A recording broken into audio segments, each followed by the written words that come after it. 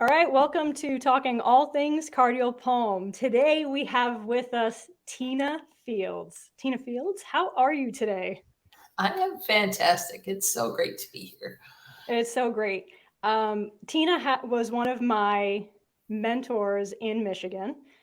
She's from University of Michigan, which we now go by Michigan of Medicine. Do the name for me. I believe that we are now Michigan Medicine Health, but Okay. no system on the end of that. And you can add University of Michigan to the front if you would like. Okay. So, It's always going to be U of M to me, so it's going to yeah, be a little hard. It's been hard to change that name. yeah. All right, before we dive in, this idea is that we have craft brews and cardio palm or cocktails and cardio palm. So what are you drinking today, Tina Fields? I am drinking a mimosa, even though it is 5 p.m. at this I, time. I don't It's think me to there's like the move, light I and just fruity, and I can't get in too much trouble on this show with you. I love I love that. There's never a bad time for a mimosa though. All No, right, I would totally agree. most important question of the night. What juice do you have in your mimosa?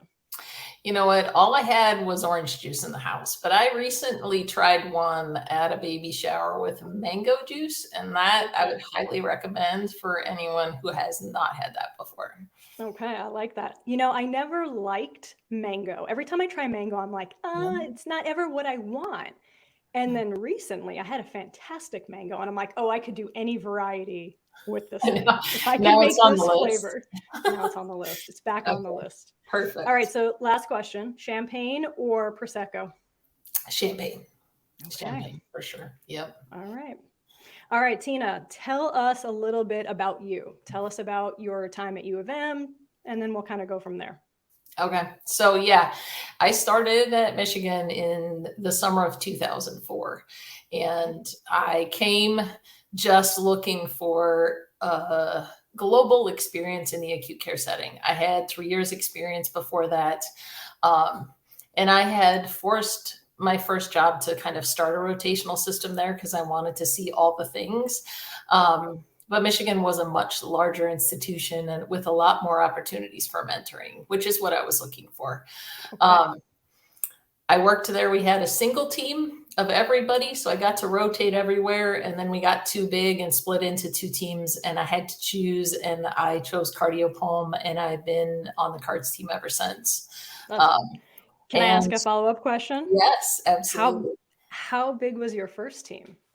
So there's 24 PTs when I started there total for the That's still a hospital. pretty big unit. Yeah. Well, now I supervise 25. So, Okay. and I'm just one acute care supervisor. Jill has quite a few more than me. We're still the smaller team, but Okay.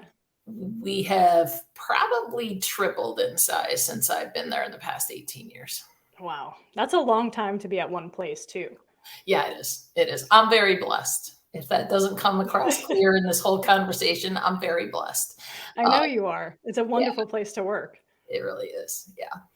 So tell me what has kept you there for 18 years because that's a long time. It is a long time. Well, I'm very spoiled. That's basically why I think.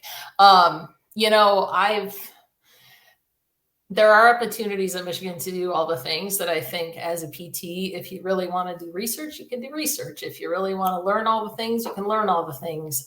We have a residency program now. So, if you have your specialization, you can be a mentor to other people in the field. And all of those things have always really spoken to me. Honestly, when I started Michigan, I had no idea I loved cardio pulm. So who knew? But I do. And it has allowed me to grow in so many ways. And it's given me all sort of opportunities. I also didn't know that I kind of wanted to be in charge of anything, but then I'm not sure what happened along the way. But next thing you know, you have a residency, and next thing you know, you have a team of like really highly qualified, competent, caring human beings that work for you. And why would you leave? That would be insane. I've literally never, ever been bored there. There's always something that you've never heard of before or an opportunity to participate in something that you didn't ever foresee happening. So, I mean, I don't know. There's It's so much more than just a job. That's awesome. I think there's just so much growth available there. And I have some follow up questions from some of those things that you Okay. said. So, first of all, cardiopulmonary seems to sneak up on people, right? I think so too. Yes. I'm like, I oh my think, God, I really like this thing. yeah.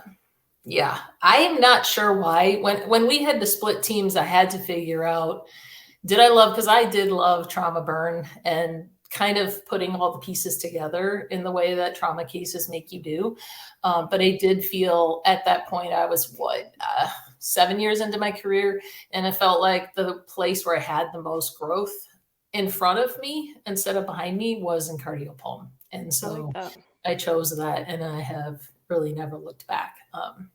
But I've definitely have hired multiple people who, upon coming to the institution, would not say, "Oh, I love cardiopulm," who are with me or have their specialization now, who have fallen in love with it along the way. And I do think it's a growing patient population, and there's so much need for people who understand cardiopulm. 100%. And I honestly, 13 years ago, you could not have paid me to Right, to guess where I'm at right now, and that these are my people, right, right. where I get the most joy, the most satisfaction with seeing recovery and improvement, Mhm. and Yeah, just the pathophys behind it. Like I get yeah, excited about it. yes, right. And it's not for everybody, and it's No, fine. it's not. I tell people, you know what? If it's not for you, I will still love you anyways, and I won't hold anything against you. But there is a person for which this is the pathway, and it's Correct. finding those people to be on your team, and that's what makes us successful, I think.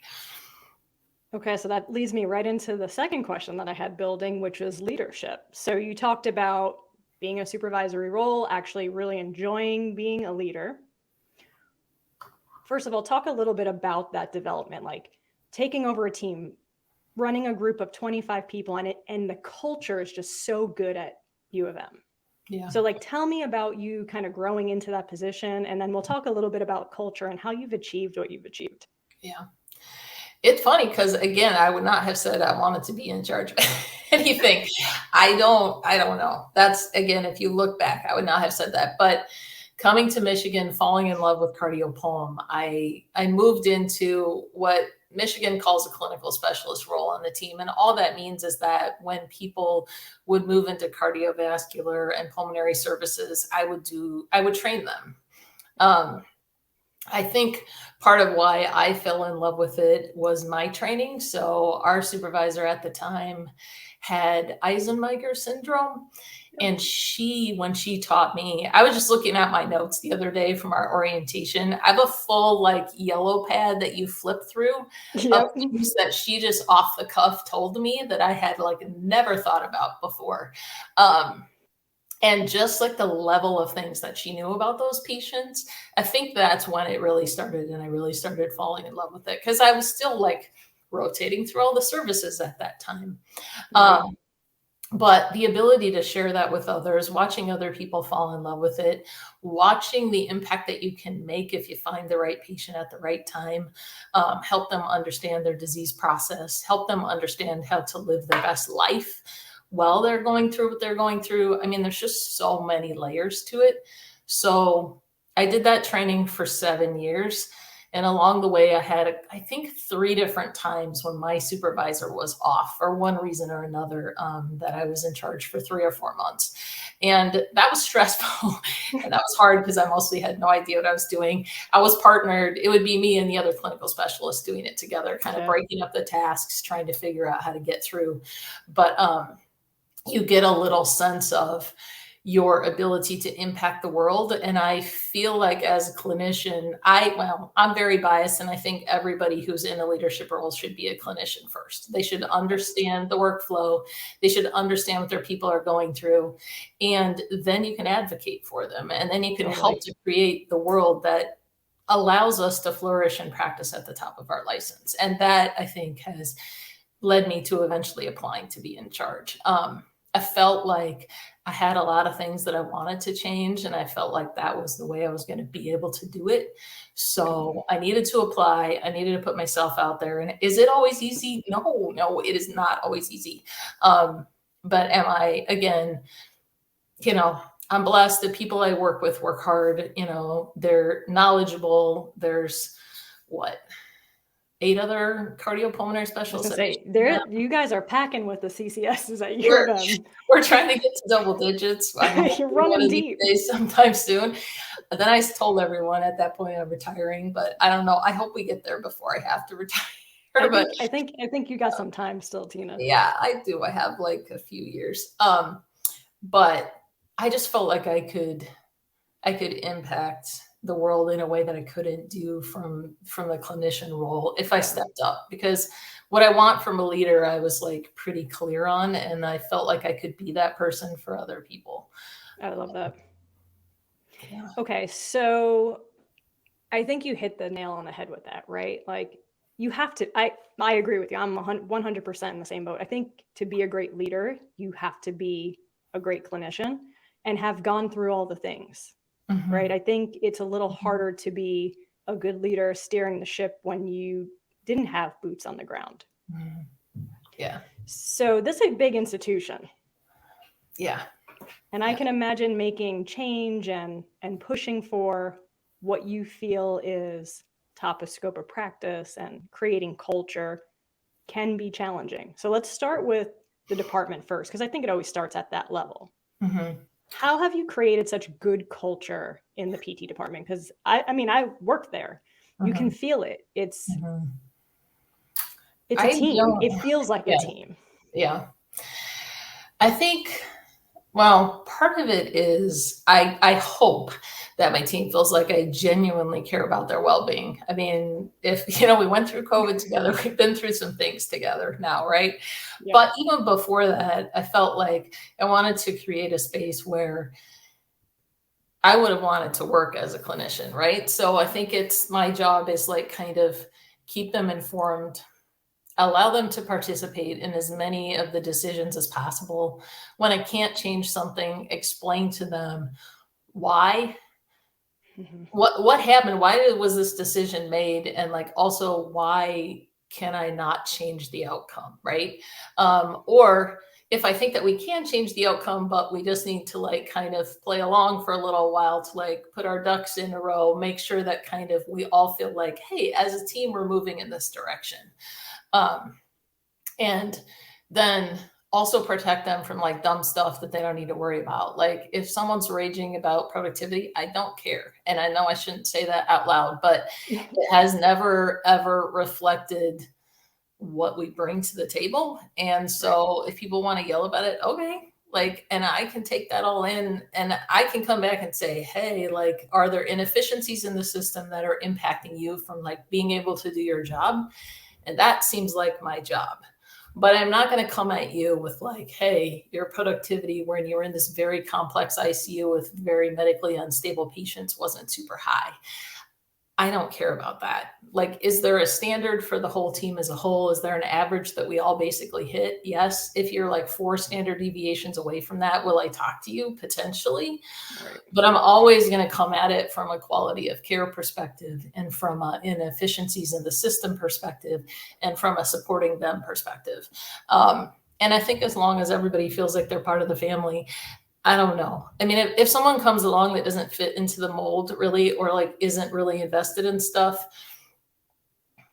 I don't always feel like it's my job to like point that out to them. I feel like they get a sense of that from everybody else that they're working with. Like, hey, this isn't really working out because they're not fitting into what is our culture, which is that come hell or high water, if somebody needs help, we're going to go help you, right? We're a team and we're in this together. And if you're not that person, then you're not going to feel like you have your place there. And then that just is what it is. I don't know if that makes sense, but it totally does. And I think that's contagious, right? Like being a part of a team and having a team that has your back or helps you out or helps pick up the slack or whatever. Like that's contagious because the opposite is also contagious. Yes.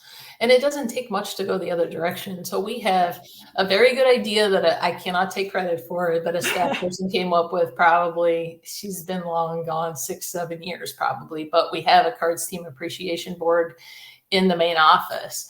And like, if someone does something dumb for you, like, hey, I forgot my water bottle on the floor and I don't want to walk 1,000 miles 2 back towers over.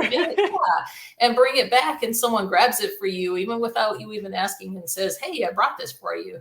just acknowledge that they did something for you. Totally. And I told them, like, I'm not there. I don't know what you guys are doing for each other all the time to like be supportive and be a team, but like, let's make sure that we recognize that for other people. And so I just type them up at the end of the month every month and draw one out of a hat as like, oh, let's acknowledge this one thing of all these things that are written, but I type them all up at the bottom of our meeting minutes and make sure they're included on their performance evals. And I make sure that like, I don't know, that we take those moments to just like, hey, thanks for that. Like that is important.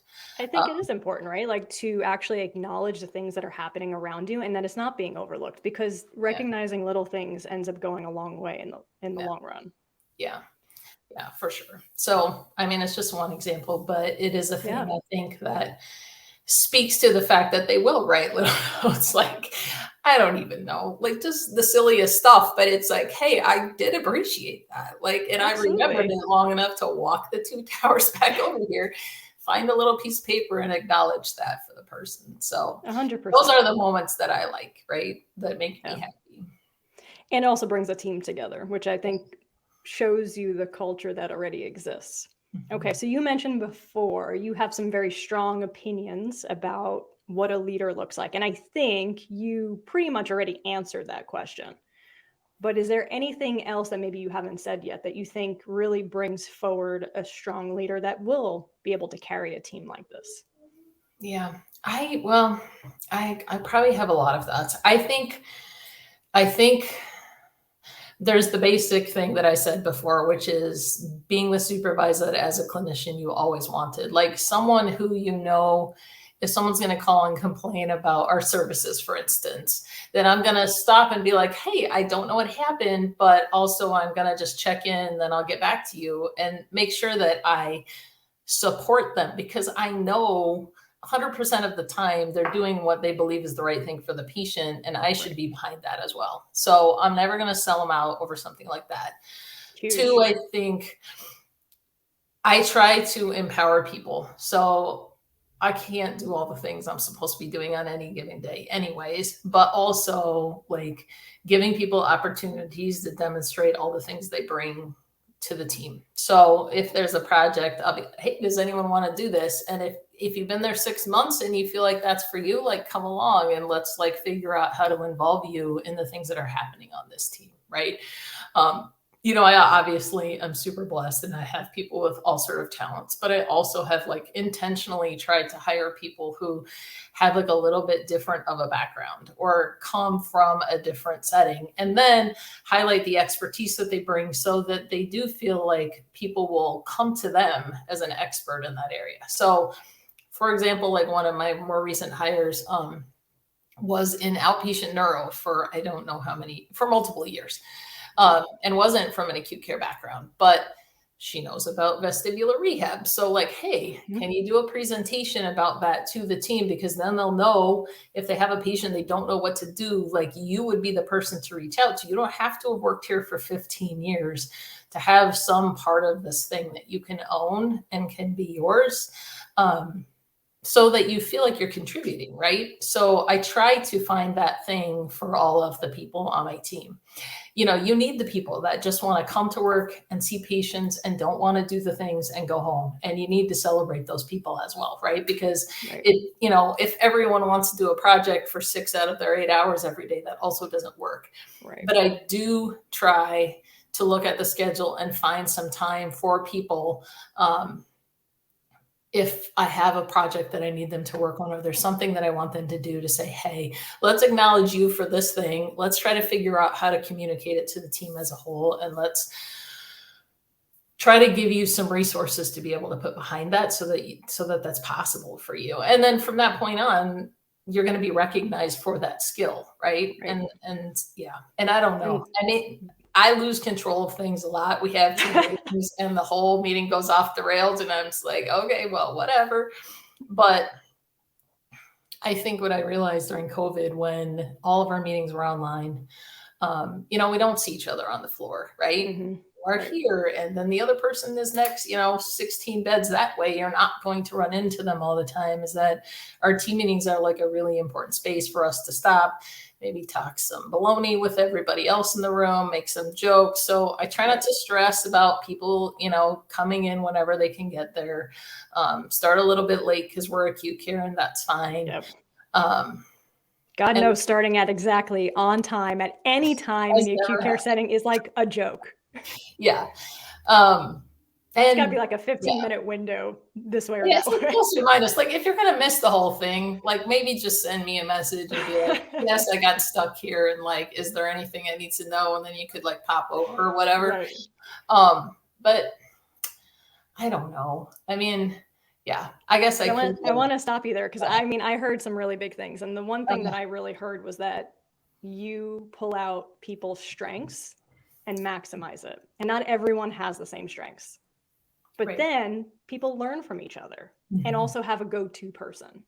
So I think that's like a key thing, right? Like being able to pull out strengths of someone instead of forcing strengths on somebody. Because everyone kind of carries things differently. Right. Yeah. And I think that's true, right? I mean, there are people who are like, hey, I know this thing. And I'm like, do you want to do that? No. Okay. Like, again, it's okay. This is not a voluntold situation. This is a volunteering situation if you want to do something. If you're not, I can look for other people if we think that's something as a group of humans we want to like work on. I love voluntold. There's a lot of voluntolding that does happen. That is a real thing. That is a real thing. Yeah. I don't know if it's made its way into the dictionary yet, but I think it should. It should. It should. If not, the dictionary people have not been in a healthcare system. That's but yeah. We do a lot of education stuff just because I feel like it makes us all stronger. I don't know. I was just looking, I think like in the month of April, it's like RT is coming to do an in-service, and my team's been trying to get better about like spinal cord injury stuff. So we've had like kind of ongoing little chunks of stuff about spinal cord injury. So we have that. We have an outcome measure we want to talk about. We have a student, so there's an in-service, and there's like 4 weeks in April. So that means every single meeting we're going to have something that someone's going to present that's going to be like, hey, maybe this is something we should think about. I don't know. So I try to mix it up so it's not all me just being like, okay, people, here's what I need you to do, like all meeting long. And I think that allows for growth and keeps people thinking about what they're doing next and being in their scope of practice and maybe even jumping outside of what they normally do, keeping them kind of in that loop. There's something different. Yeah, for sure. Okay. So I was going to keep going the culture route, but I feel like we're running into the education route. Okay. So sorry. I want to come back. No, apologies. We gotta go where the conversation takes us. Just a little bit of that. So there's so much education that happens at U of M. And one of the things I loved about working there was the competency, I don't even know what you want to call it, competency situation where if you're rotating to a new floor, it is a situation. If you're rotating to a new floor, if you're working with LVADs, if you're on the heart transplant floor, like you're not going to that floor until you are ready and have cleared all of it, right? Or tele, right? Like if you're on a tele floor that you can appropriately read EKGs. And I will say, being in multiple hospital systems at this point, that the competencies at U of M are thorough. So tell me a little bit about that. Because I think it's important. Like I really, in my whole heart, love what you've done with competencies. Yeah. So, I mean, this is definitely something that Peggy started, and that was a supervisor long before me. And she was definitely militant about them. I think that over the years, we've kind of taken that model and just applied it. It's complicating, but I do believe that there is a set of skills that you should own before you are left alone in a patient population, because PT school, it's going to tell you a lot of things, but it's at least for an academic medical center where 50% of the patients come as a second opinion from somewhere else, some other institution, is not going to get you through the day. So We do. We have a set of things. When you rotate to an area, we pair you up with a clinical specialist and we train. And we say, hey, at Michigan, here is best practice as we understand it. So here's like a framework within which you want to practice. And then, do you in the framework, but be aware of the framework. Because I think it's twofold, right? We don't want to hurt patients, but I also don't want to put my therapist into a situation where they don't have the knowledge to understand what they're reading or apply the knowledge that they should be gaining from what they're reading to their plans that they have for the patient session. I mean, patients are unprecedentedly ill at this moment in time.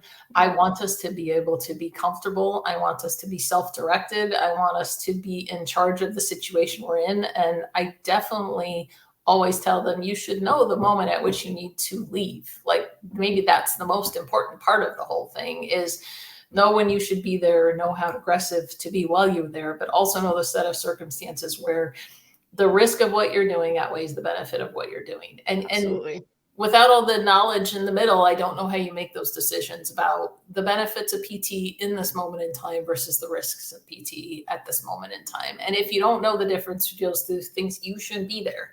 So, yes, we have a competency for pretty much everything. Love it. Yes, we do. And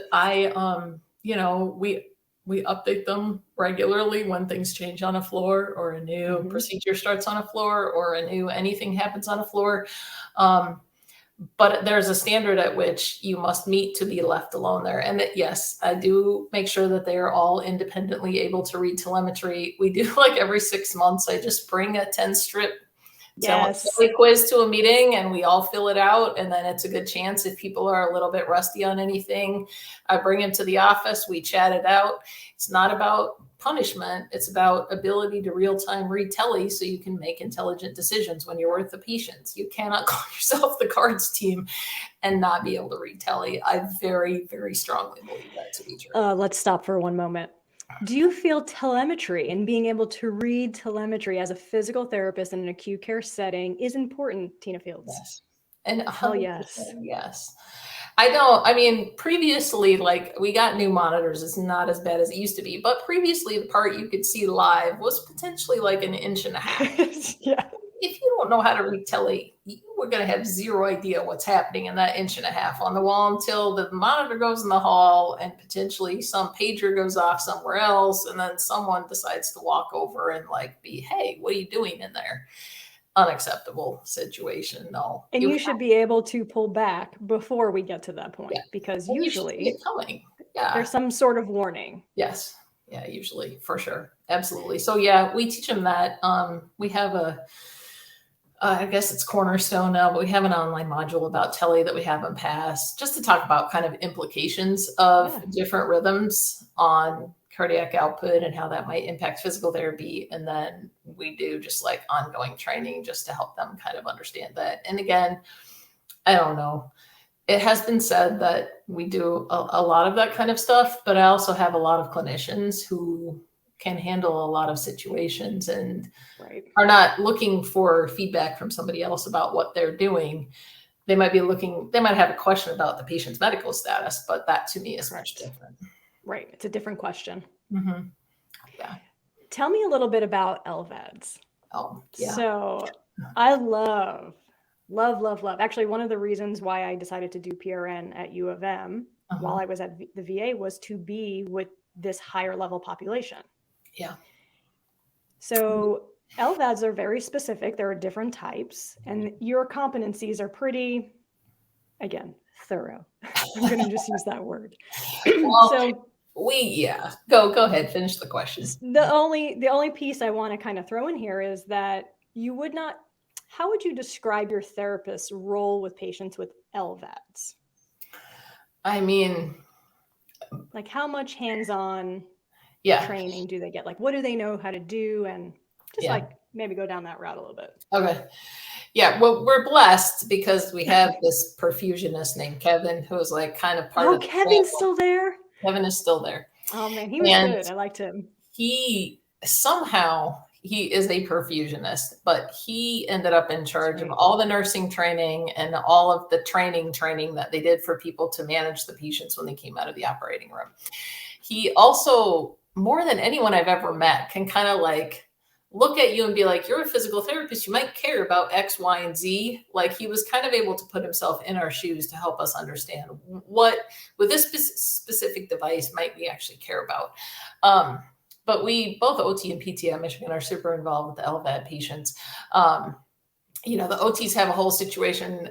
They go take them into the community, kind of go over all the home reentry situations with them. But physical therapy from day one in the ICU, you are responsible for participating and training the patients about the device itself, about when, you know, they switch to batteries, start having the patients participate as much as they can, set up all the equipment for them so they're mobile, and then kind of help them understand how to manage it. So for instance, you know, batteries last a very long time now, but we have them continue to use a pair and kind of run them all the way down until they get an alarm, so that, and if that happens during your therapy session, then it would be up to you to educate the patient about what is happening right now.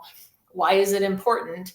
And the fact that we have this backup equipment with us is going to now allow us to sit down and, you know, switch the batteries out. So we have old ones, we need new ones. That's what this alarm is telling you on your device right now. And so what I like to, I mean, so yeah, so we do a lot of training. We have, you know, again, we have sat Kevin down and he has helped us like with videos to kind of understand the entirety about like physiology of like how the heart works with the mechanical circulatory support and kind of how the whole thing fits together, where it's attached, what a blood pressure increase might mean for this particular site, you know, centrifugal LVAD versus not axial flow, whatever. And so I think understanding that stuff, again, if you're going to take the patient somewhere and you're going to exercise with the patient, you might want to know if you're in a situation that could potentially become dangerous, or maybe have the patient, like, you know, have some sort of arrhythmia because a suction event is potentially happening. So, we have equipment that they've given us over the years, and we have them complete all the knowledge, understand the alarms, do an alarm check off, and then actually do hands-on emergency procedures. So if they were with a patient off the floor or something and they needed to do emergency procedures, that they have the knowledge and they've practiced it regularly so that they could be able to do those emergency procedures before other people arrive to help in that situation. We're pretty involved. And that's a stressful situation, right? So you put your therapist in that stress to learn how to do it, because just the alarm itself, the siren going off, could be nerve-wracking, right? Yeah. So if that happened the first time you're with a patient, it sort of takes some of that fear and anxiety out, because now you could put your skills That's the idea, use. right? Is if something completely off the rails happens, if you're still chatting with your patient, keep chatting with your patient. But if your patient's not chatting with you anymore, there is a set of steps you should be going through at that matter. And at that moment in time, that could potentially save your patient's life. So yes, please know those things. Please practice those things so they become very second nature. Joint Commission says you got to do that stuff once a year. My team voted every 6 months. That was not a me thing. That was a them thing. But that was really because they rotate between service areas, and they're not always with patients with LVADs, right? So keep doing it. You don't want to be fresh when it happens. Yeah. Right. You don't want to be like, wow, I wonder what Tina said 11 months ago. Oh, what was that thing? What does this sound mean? What do I do next? That is not where you should What was be. I supposed to have with me when we made it 1,000 feet from our room? So Tina Fields, what should you have with you at all times while you're ambulating a patient in the hallway, away from your room, or just outside of your room? Yeah. We have them take an entire backup set. So you need a controller and clips and batteries with you. And no matter I don't care if you check the batteries and they're fully charged and they're primary one, I'm saying to you, you need to get a bag to put the controller, the clips, and the batteries in the bag, and the bag needs to be with you wherever you went, because you don't have a long time before it's going to clot and it's going to shut off. And then turning it back on is going to be more of a problem and less of a help, right? So that was my follow-up question for you. Slow down. Yeah. So I'm going to slow down because not everyone knows this, Tina. So I want to just make it a point. Okay. So you're going to bring backup controller, backup batteries with a patient that has an LVAD who is currently on batteries, mobile, and you're going to have that equipment with you in the event that something happens. Yes. And the reason is because if something catastrophic happens to the patient, the LVAD shuts off and they're truly dependent on it, you have about 5 minutes to fix that situation. That's probably generous before it's going to clot. And then if you manage to turn it back on, throw a massive clot into their circulatory system. And so time at that moment is of the essence. Like, you need to fix the problem when you identify the problem, not when a whole bunch of people run around like chicken with no heads and find you with the patient with the problem. You have to go run back to the room. Right. Or sprint. Sprint back to the room, sprint back to you. Make sure you have the right room number in your brain in that moment. It's too much stress. Yeah. And a likely worse catastrophic event will happen after. Yeah. And also we expect the patients to do long-term, so they need to get in the habit of it. So I just always you need to remember, because you need to teach the patient so that they have the stuff if something ever happens to them. It should become habit at that point, right. Part of their routine. Totally. You're leaving your room, you're leaving your house. What do you have with you right now? Yeah. And you should be asking that question as a therapist, as part of your education. Yeah. You can blame it on the patient that they forgot after you trained them. But first at the end of the day, you better remember that it's your responsibility at the end. You can wait until that toe hits the doorway, and then you better be reminding at that point. And then you better be like, are we forgetting anything? And then you better assess. Yep. Okay. I have one more question in regards to LVADs, because I feel like this has been controversial. Your patient codes. Yeah. Okay. You have a code. LVAD might have shut down. First rule of thumb is changing out the motor, changing out the controller. Yeah. Can you or should you do chest compressions on this patient? So we did not for a number of years, but we have since then made a policy where, yes, they would do chest compressions as a last resort. Okay. If nothing else, I guess it might keep some blood flowing through the LVAD if you thought there was a way that you could get back and do something right. So maybe blood doesn't clot because you're compressing their chest. Compressing. But you might not have the answer to that. Either way. Right. And I think that's the key, right? It's the last resort. It's the last resort. Absolutely. It is not the first thing that you would do, for sure. Right. Yeah. Okay. So your patients, I would say, are LVAD trained versus LVAD aware, because that's a term that I've heard in recent years too. Okay. Yeah. I would say they're trained. Yes. I agree. Yeah. I have a question for you, because I actually don't know the answer. I've actually been meaning to look this up for a bit. Okay. The total heart, is it still around? That we haven't put one in for quite a while. I don't know what happened, because there was a minute in time where they were always 70 cc's, right? And so there was always a patient, like front to back chest wall, like space dimension that they needed to have, right? And then they made a 50 cc one. And I thought that would be the moment where we would start putting more of them. I'm not sure. I think that, there was always like super antiquated technology, and then they kind of updated that a little bit. They did. The blue giant. What'd you call it? Thing. Yeah. That was a big device. Blue, as we used to call it. Yeah. Big blue. Big blue. I don't know. Okay. I don't think we have done a training since 2019. That was Syncardia, right? Was that the company? Syncardia, yeah. I think it was right when we were leaving Michigan that there was talk that they were going out of business. But I was always so surprised, because there's a lot of benefits to the total heart that technically were better or less risky than the LVAD. Yeah. Stroke being one of them. It's easier to being one of them.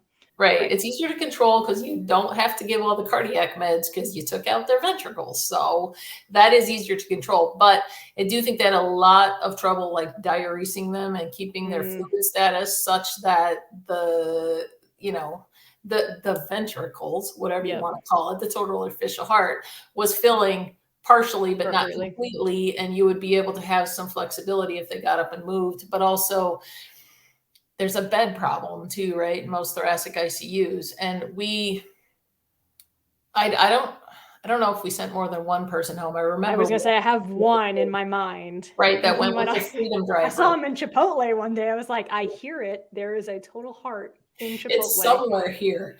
I, Yeah. I feel it in my Mhm. body. Right. Yeah. But Yeah, they were there for a long time, weren't they?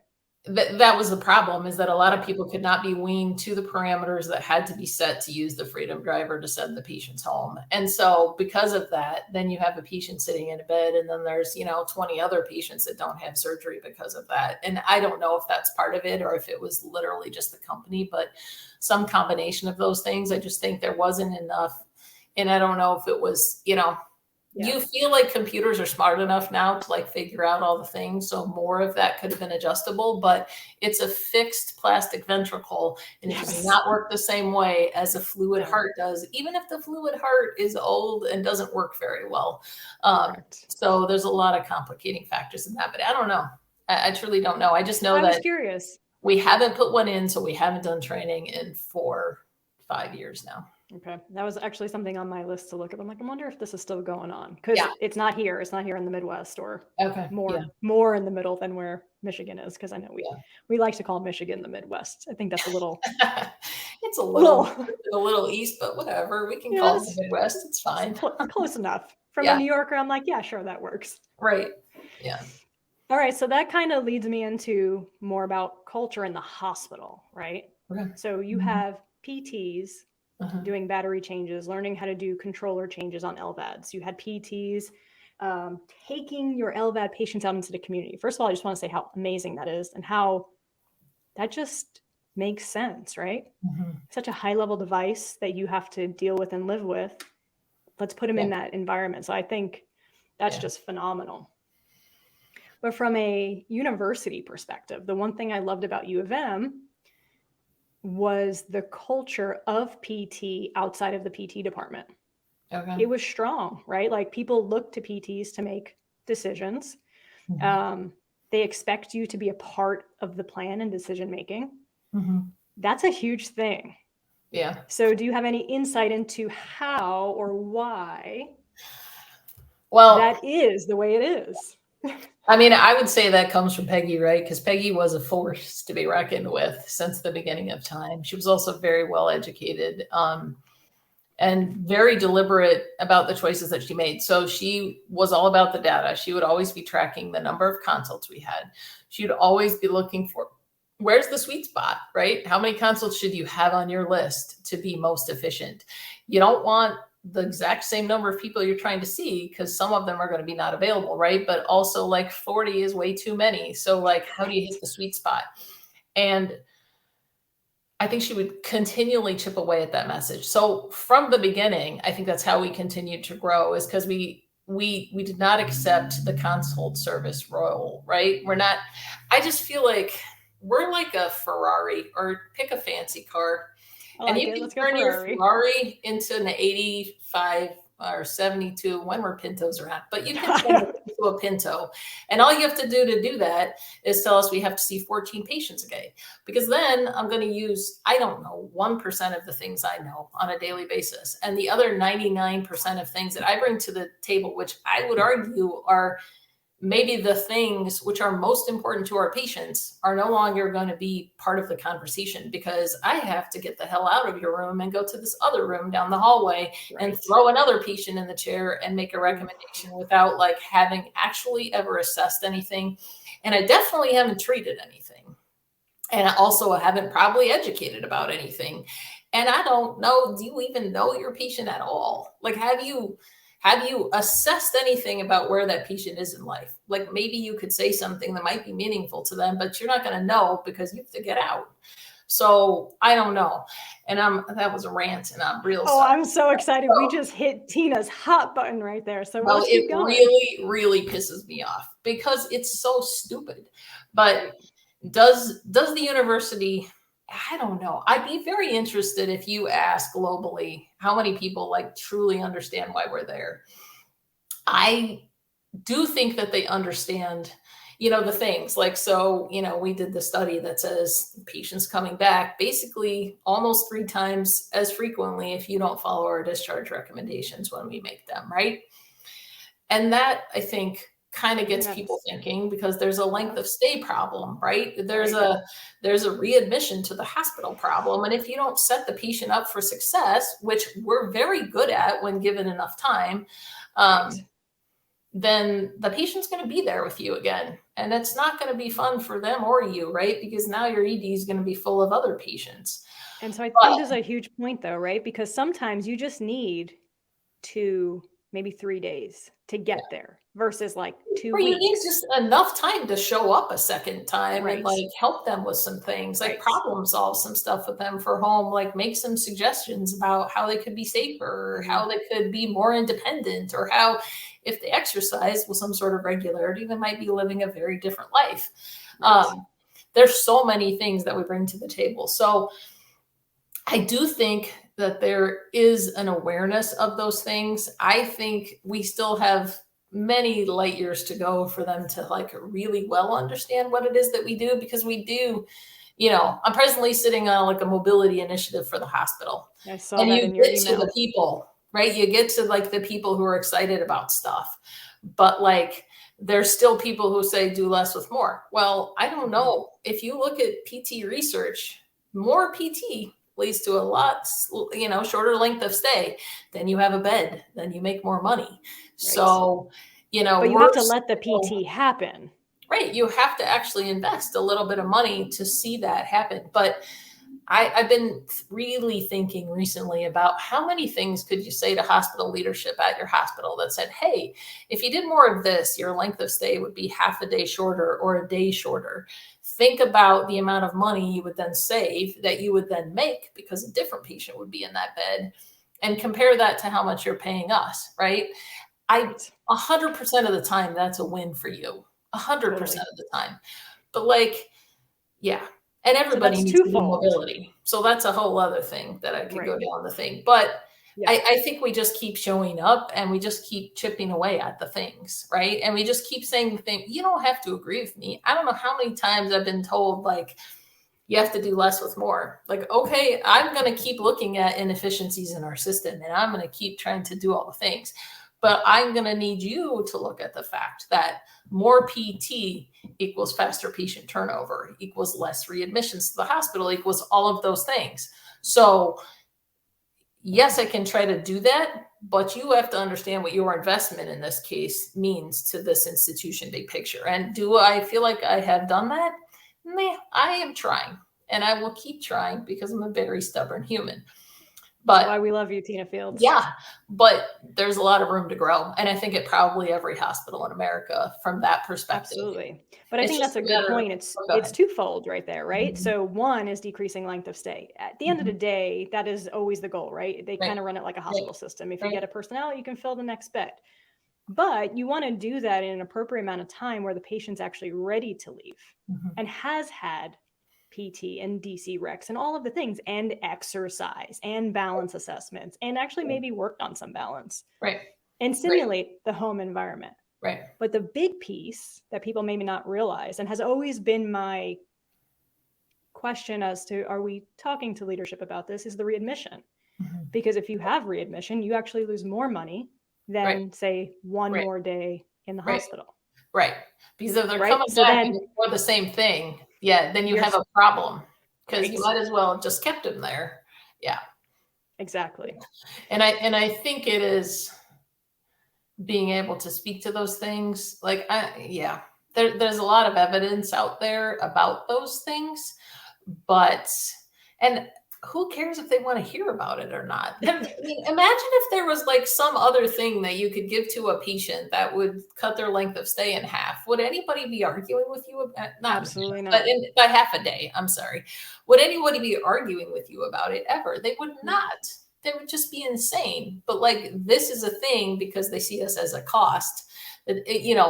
You have to shift the thinking, and that has to be like just a consistent conversation, and leadership that believes in you, right? And leadership that's willing to sit at a table that you're not at and say, hey, there might be something to this. There might be something to this idea. I saw this research article and I didn't have time to read it, but if I just like read the abstract, it seems I like just maybe read the this would make sense. title. Right. You don't have to dig too far down in there. to kind of get the You don't point. need to read the methodology to see the outcome in that title. You can if you want to. It's Like you don't recommended. need to. Okay, I would recommend it, but whatever. Yeah. When was that article published, Tina?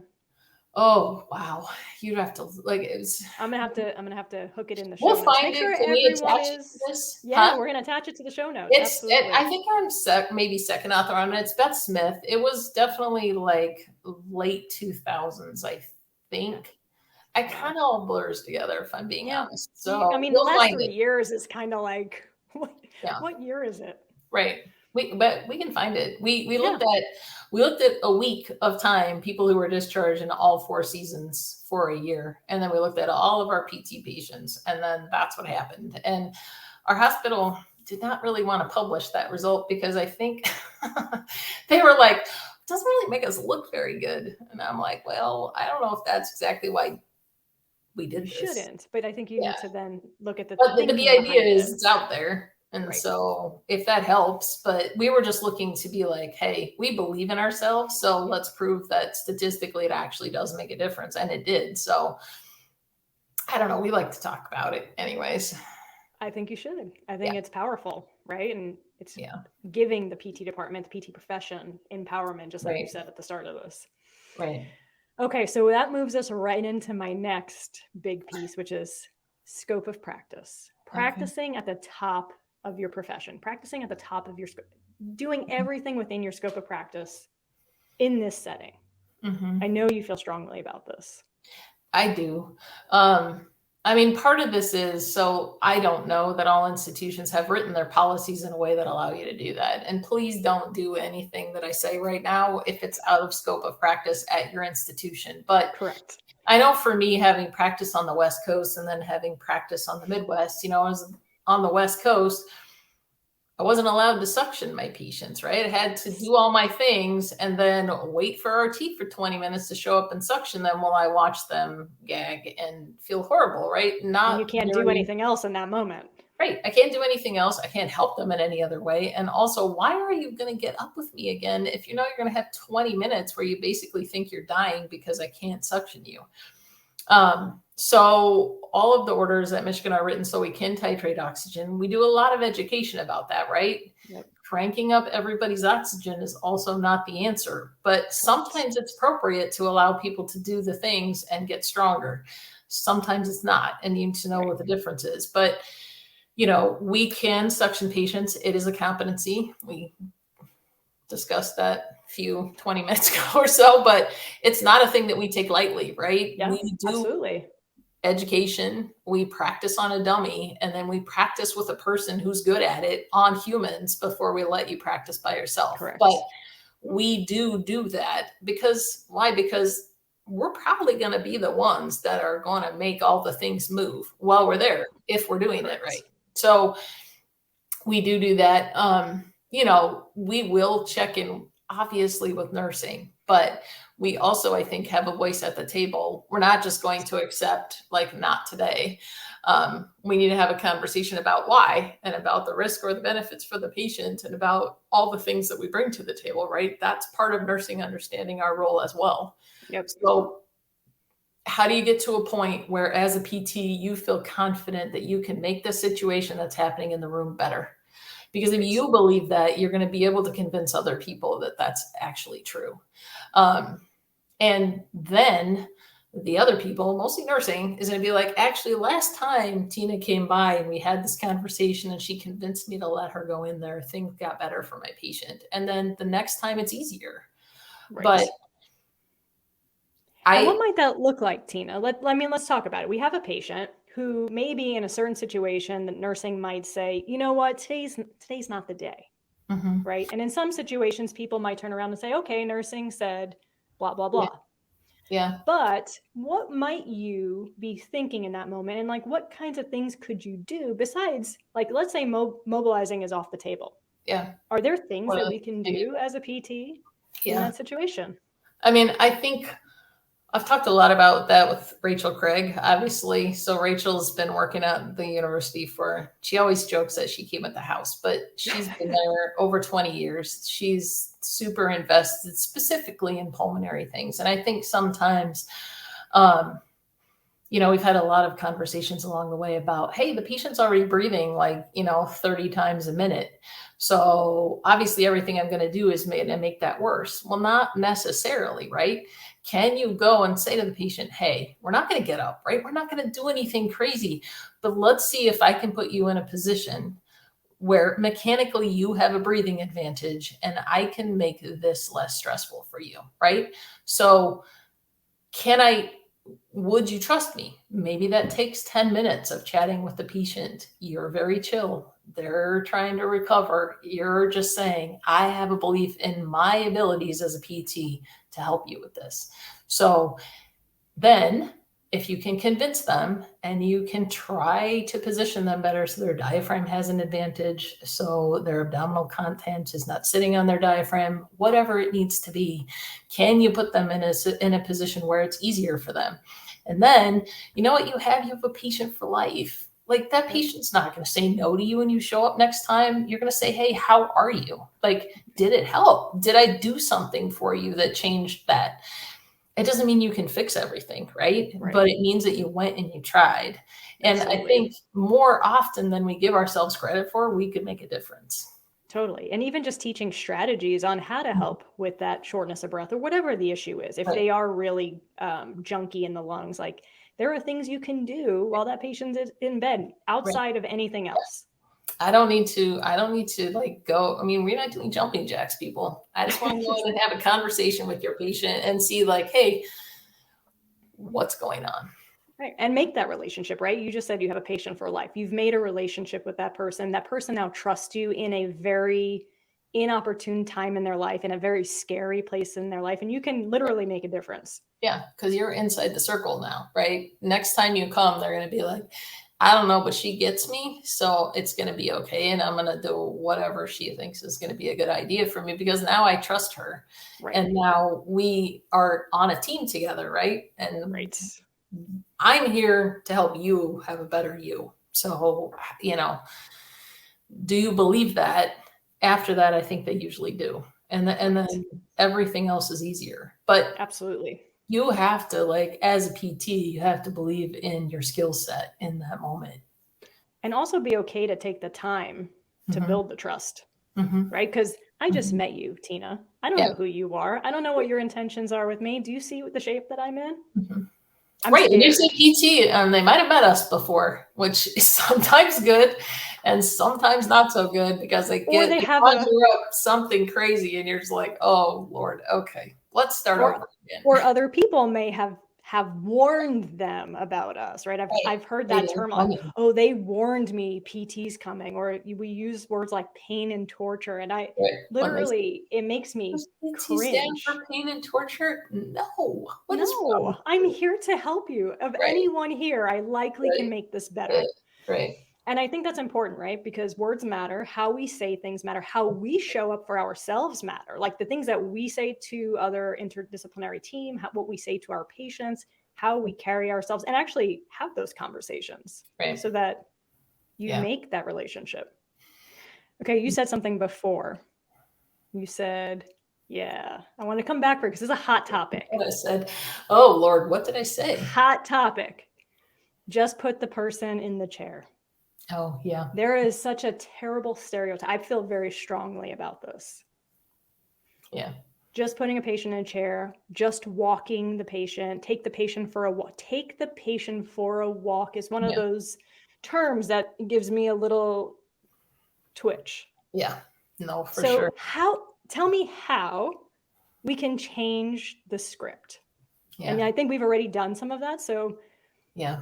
I just want to really hammer home that point, because it is a stereotype that exists. I hear it often. So how do we change that? Well, and let me say, if you're in an institution where you have to see 12 patients a day and otherwise you're going to be unemployed, not be able to feed your family, please do exactly what you need to do to get through it. And I support you, and I understand that not everybody on this planet has the luxury of practicing differently. So I like to acknowledge at this moment in time that I do understand that there are places where people have been hired, and it is what it is. And and that is a real thing. So, and sometimes that's all your patient can do. And then that is also, Right. There are so many things I don't know. But so as part of this mobility thing that I'm working on right now, I have been talking a lot with nursing about kind of how I see therapy role and nursing role and maybe the whole health team role fitting Yeah, together, right? So absolutely. there's the patient gets better and their function gets better, and we should just be utilizing their function and everything's going to work itself out. And then you really don't need to consult me. I'm not going to do anything else, right? Where you need to consult me is when a patient gets stuck, right? Right. And they're not making progress back to whatever. I see everyone else's role as utilizing the function that the patient has at this moment in time. Yes. So if as a group of humans, if the patient was able to get to the chair and get to the bathroom in the room, and every time they needed to get up, we would be present. Maybe they need a little bit of help in a walker, but we would make sure that that happened. And we didn't throw one of those godforsaken freaking catheters in there and throw them in the bed and leave them there and be like, just pee yourself. It's fine. It is definitely not fine. It's also not helping the patient in any way, shape, or form. So as a group of humans, everybody needs to be utilizing the mobility the patient has. My job is to make that better. I am helping you find a pathway back to where you're supposed to be at. And I need to do that by providing all the things. I need to figure out the balance issues. I need to figure out the strength issues. I need to figure out the range of motion things. I need to help you control your pain. I need to educate you about all the things that you need to know to make it to the other side of that pathway. And so if we do that as a group of people, if we can get behind patients in that way, then patients are going to have completely different outcomes than they do right now. Absolutely. But we have it there. I mean, there's a number of studies out that say even a healthy patient who's independent with walking in a 24-hour day, I think I might be, don't hold me to the stat, but I think it's like 22 hours of the day they're in the bed, even if they're independent. I'm pretty sure it's higher than that. I think it's actually closer to 23 plus hours of the day they're in that. And there you go. So even a healthy, let's not say healthy, because if they're in the hospital, they're there for a reason. But let's say independent person comes in independent, they should leave. Yeah. They should leave independent. Yeah. And I think that's the thing. And somebody should have discussed with them the importance of that happening, because if you don't, they're going to be like, well, I'm sick, so I'll just be in this bed until someone tells me 6 days later that I should get up. And then I'm going to struggle, and I'm going to struggle for a while in a way that I didn't need to, because I could have just did the thing and I could have kept my strength this whole time. But instead I stayed in the bed and it didn't do the thing. And now I have all sort of issues, and I'm not going to be able to do all the stuff at home. And I'm going to think that's because I was sick. No, that's because you were in the bed. Yeah. And I don't think we're doing nearly a good enough job about informing the whole movement is medicine. That's the real thing. It is part of your care that you move. It's also, maybe more importantly, how we know that we fix the things for you. Because if you just stay into the bed and then we stand you up and it doesn't go so well, or even if you can move, we don't know if we adjusted your meds properly, if we have you sorted out from the thing. Because you look great laying down. Yeah, you look like $1 million sitting in that chair. Good. You look medically appropriate at this point. Right. But you probably have to do a bit more things at home. I don't see who's going to show up at your house 24 hours a day and be like, oh yeah, I did all your things for you. Just be in the chair. It's just not how it works. No. And we have to figure that out, because we're not being fair to our patients, and we're not, are you trying to survive? Or, is that the goal? And just however you happen to, whatever you've lost, you survive. So we're going to call that a win, because I don't think that's a win. No. Not long term. Because it's going to lead to other issues and readmission and other health conditions long term, including depression and myopathy that we know happens post hospital stay. But I think that was an important note, right? Sometimes all the patient can do in a level, maybe where they're in the ICU, is get to the chair, and that is a big deal. Yeah, and it's important for sure, right? Because if not, you're going to get all your blood pressure changes and you're going to have all your issues when you decide to do it. And so if it's all they can do, fine. And again, if it's all you're allowed to do, then I support you. But if you have the opportunity, I think there's, again, you can be the Pinto or you can be the Ferrari. You have choices in life, right? And but not every institution is going to support you to be all that you can be. And I think that's a real thing right now. And everybody's pushing for all these things is not giving us the time to do our job. I'm going to need you to say that one again. You can be the Pinto or you could be the Ferrari. I'm just telling you, but not every institution is going to let you do that.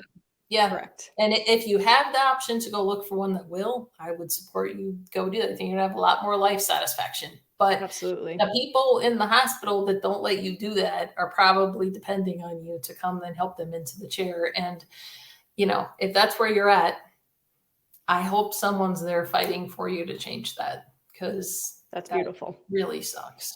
It does. It totally does. And I think it's important to realize that you need to maximize what that patient can do in that moment in time.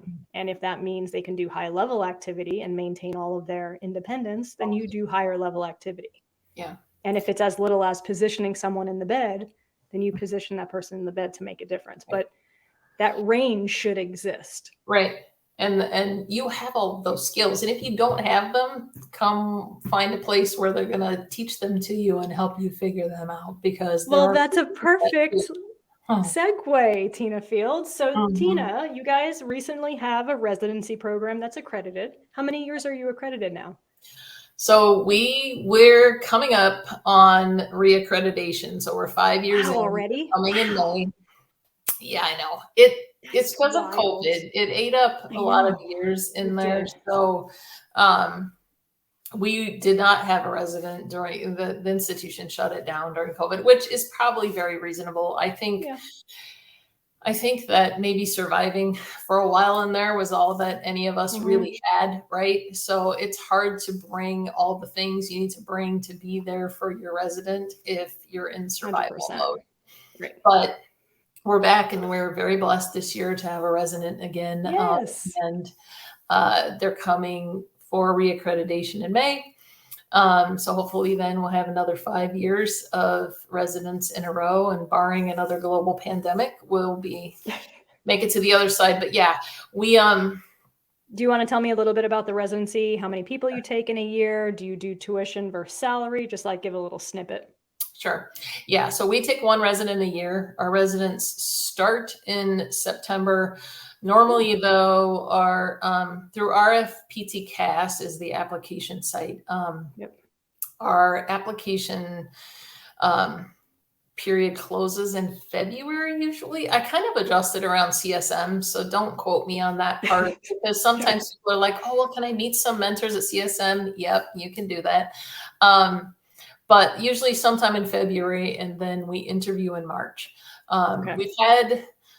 We've had residents come straight out of school.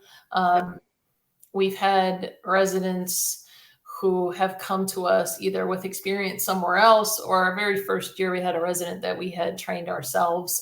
She was a couple years in. But yeah, I mean, we have a lot of mentors with a lot of super diverse interests. So we have mentors that are really focused in pulmonary, and mentors that are really focused in cards. We have mentors that are more about research. We have mentors that are more about clinical practice. We have, and so, but we have been successful with the new grads. We've been successful with the people who have experience. I think you just like get something different out of it. If you come with a couple years experience, you're going to have different questions, because it just is what it is. But we have people move through vascular, cards, general care, all the way through ICU, and then pulmonary general care through ICU. We have them go and observe in pediatrics. So you get to see all of those conditions across the spectrum of pediatrics. And then recently, I don't know if you know this, Rachel, but we partnered with the VA. Yes. I have a guess. Outpatient cardiac and pulmonary rehab. Yeah. And they go over there because at Michigan, all of our outpatient stuff is run by Exercise Phys. I love that. So this is the first year that we kind of have reached out. You know, we always had you guys come over, but now we also send our residents over. So I feel like that's actually been really awesome for them. I love that. I think there's so much benefit in being able to run cardiac and pulmonary rehab the way that the VA does, because the PTs run that program. And you can do everything from Yeah. all of the things from start to finish. we're in a process improvement at all times, trying to look for more opportunities for our residents. But yeah, that was this year is the first year that we've done that, but that was super successful so far. So something that I'm hoping we'll continue doing. So yeah. So applications due February-ish. Mm-hmm. Interviews in March. Mm-hmm. And they start in September. Yeah, to give people. And then they go through a year. Until when? A full year. So September to September. Yeah. Awesome. And that'll get them through. I didn't say thoracic surgery, but you end in thoracic surgery as a way to kind of like pull it all together, right? Because you got all the lung and pulmonary things, and you got all the cardiac things, you got the surgical things, you got the transplants, you have the LVADs that we talked about here. So there's a lot at the end where you kind of get to take all the things you've learned and put it together. Absolutely. And you've built up all that confidence and didactic knowledge the whole way through. Right. All the way I love that. Yeah. Oh, I'm so glad that you're partnering with the VA. I always hoped that would happen. Yeah. No, I think it's been nothing but positive for sure. Yeah. One last question about the residency. Do you do salary? Do you do tuition? Oh, so we do. So if you are a resident in Michigan, we schedule you 5 8-hour days a week. 4 of them are patient care, and 1 of them is what I call a residency day. So on that day, you pick a couple patient for your direct mentoring, and your mentor is with you for those patients. But the rest of the day is yours to like finish up all your residency things for the week. Any studying, work on your case study, research, whatever you need to do. So we pay basically, I can't remember, 75 or 80%, some percentage. I was going to say 75 seems to be average. I was curious. You do salary though versus tuition? We do, yeah. So we do salary. So we pay people. I do not know the number off the top of my head, but 75 to 80% of new grad salary to be there for a year. I think that's the exact number VA does too. Yeah. So okay, well that's great. And so you're full for 2023.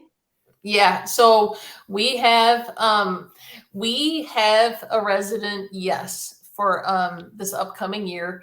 And she actually has been working with us contingent for like 9 months. So it's going to be great because she's going to go into it knowing a lot of things. If you start at the very beginning, you get here. If you start here, you get here. It kind of just depends. We'll meet you wherever you're at in the process. But I love that. I'm really excited. She graduated from Duke, and she's super excited about doing the residency program with us. So I'm looking forward to it. And again, we have a resident now. She moved to Michigan from California to be with us, and she has been absolutely fantastic. She had some experience coming in. So we've been very blessed. Yeah, absolutely. That's awesome. But I would encourage anybody to apply if you really feel like you don't have to be a new grad to do it. You're going to learn a ton of things. You just have to be open to the idea that there will be a year of your life that you will spend a lot of time learning things, but it can, I think, dramatically change the way that you go about patient care, the therapist that you are, the knowledge base that you have. And I can't say enough positive things about the mentors that we have in Michigan. We have a great team of people that are super invested in our program. So absolutely. And are great teachers. Yes. Absolutely. So definitely. Yeah. Very blessed. Well, Tina, I think we went from A to Z right there. Do you have anything that you want to add that we haven't talked about? That is a great question. I mean, I feel very blessed to be part of the cardiopulmonary world, to have like interacted with the residents from the VA, to still know you, to just kind of be a part of this, I feel like, group of people who are really pushing to make PT, especially for this patient population, the best thing that it can be. So thank you very much for this opportunity. It's been fantastic to talk to you. I don't get to see you all the time anymore. I know. We're going to have to make a Michigan trip. I know. It would be absolutely awesome to see you. But yes, thank you so much for this opportunity to kind of talk about all the things. Absolutely. It's been a pleasure having you sharing your knowledge. And I agree 100%. We need more people pushing our profession forward, pushing PTs forward, pushing the acute care forward, and just cardiopulmonary in general. Yeah. No, for sure. All right. Well, we're going to call it a wrap. So if you guys have any questions for us, please reach out on Instagram or via text or allthingscardiopulm@gmail.com. And just want to send you off with a good rest of your day, and whatever you have to do, get after it.